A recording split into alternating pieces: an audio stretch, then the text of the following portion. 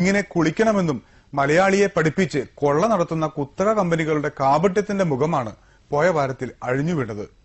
കുഞ്ഞുങ്ങളെ കുളിപ്പിക്കാൻ വിശേഷപ്പെട്ടതായി പ്രചരിപ്പിക്കുന്ന ബേബി ഓയിലിലാണ് ഈ വൻ ചതി.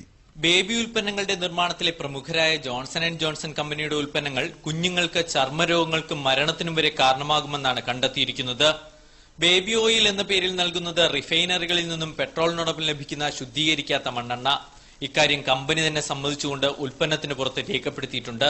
Food and drugs control commission കേസെടുത്തതിനെ തുടർന്നാണ് രേഖാമൂലമുള്ള ഈ മുന്നറിയിപ്പ് ജോൺസൺ ആൻഡ് ജോൺസൺ തന്നെ രേഖപ്പെടുത്തിയത്.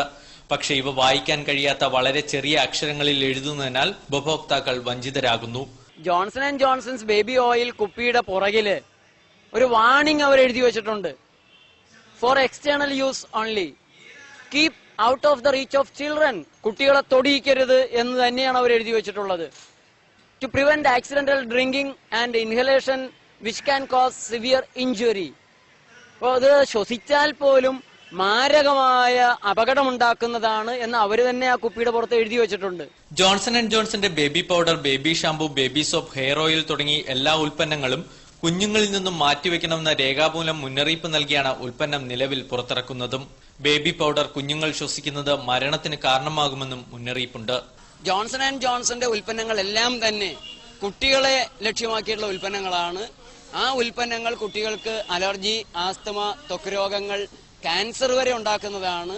ജോൺസന്റെ തന്നെ ഫാർമസ്യൂട്ടിക്കൽ ഡിവിഷൻ ഈ ഉൽപ്പന്നങ്ങൾ ഉപയോഗിച്ചു കഴിഞ്ഞാൽ ഉണ്ടാകാവുന്ന രോഗങ്ങളെ മുൻകൂട്ടി മനസ്സിലാക്കി ആ രോഗങ്ങൾക്കുള്ള മരുന്നുകൾ ഉണ്ടാക്കുകയാണ് ചെയ്യുന്നത്. പ്രകൃതി ജീവനത്തിന്റെ പ്രചാരകനായ ഡോക്ടർ ജേക്കബ് വടക്കുംചേരിയും സുഹൃത്തുക്കളും നാടുനീളെ ഈ തട്ടിപ്പിന്റെ ഹീനതന്ത്രം തുറന്നുകാട്ടുകയാണ്.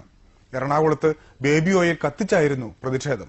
നമ്മുടെ കുട്ടികളെ രോഗികളാക്കണമെങ്കിൽ ജോൺസന്റെ ബേബി കെയർ ബേബി ഓയിൽ, ആ സാധനം ഒലിവ് ഓയിലാണെന്നാണ് പലരുടെയും വിശ്വാസം.